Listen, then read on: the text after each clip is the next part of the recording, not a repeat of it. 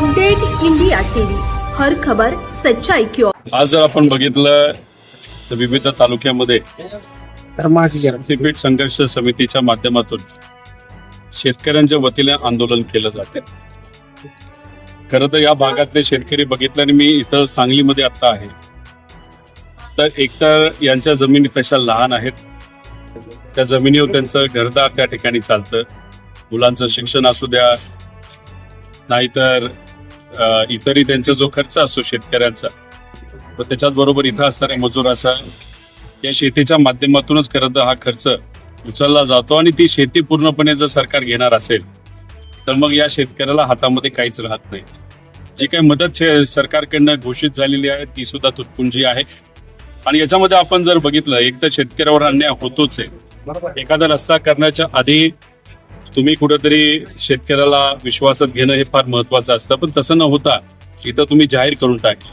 विधानसभेचं इलेक्शन होतं तेव्हा तुम्हाला कळालं की या भागामध्ये तुम्हाला मतदानाला अडचण येईल, तेव्हा तुम्ही म्हणता ठीक आहे आम्ही थांबवतो, इलेक्शन झाल्यावर बघू, पण तुम्हाला विश्वासात घेतल्याशिवाय हो करणार नाही काय।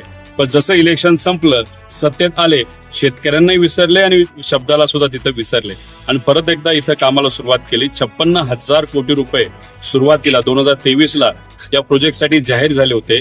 आता 1,00,000 कोटीवर प्रोजेक्टची कॉस्ट आली आणि ती कदाचित 1,25,000 कोटीवर तिथं जाईल। याच्यात काय शेतकऱ्याचं मानधन नाही तर मदत त्या ठिकाणी कुठेही वाढलेली नाही, जो वाढले तो खर्च वाढलेला आहे। आणि या खर्चाचा जर आपण फरक बघितला, इतर राज्यांमध्ये नॅशनल हायवेच्या अंतर्गत जी काही कामं केली जातात त्याला बांधायला प्रति किलोमीटर 35 ते 40 कोटी रुपये खर्च येतो आणि इथं या मार्गाला 6 पदरी, तो पदरी 8 पदरी असतो, हा 6 पदरी असून सुद्धा 80 ते 90 कोटीपर्यंत नुसता बांधायला खर्च येतो।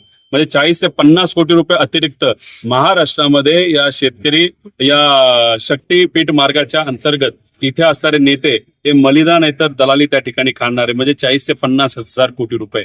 आणि मग शेतकऱ्याला काय तर काहीच नाही। मग हे कुठे ना कुठेतरी हा अन्याय आहे आणि जिथं सामान्य लोकांवर अन्याय होतो तिथं आम्ही त्यांच्याबरोबर राहतो। त्यामुळे या समितीच्या अंतर्गत एक चांगला लढा हा उभा केलाय आणि या लढ्याला आम्ही मनापासून त्या ठिकाणी पाठिंबा देतो। आणि याच्या पुढेही सांगतो की शेतकरी, कष्टकरी, सामान्य लोक, आमचे मजूर या सर्वांना विश्वासात घेतल्याशिवाय असे प्रोजेक्ट कुठेही जाहीर करू नये। आम्ही इन्फ्रास्ट्रक्चरच्या विरोधात नाही, पण आम्ही दलालीच्या विरोधात आहोत आणि आम्ही अन्यायाच्या विरोधात आहोत। पश्चिम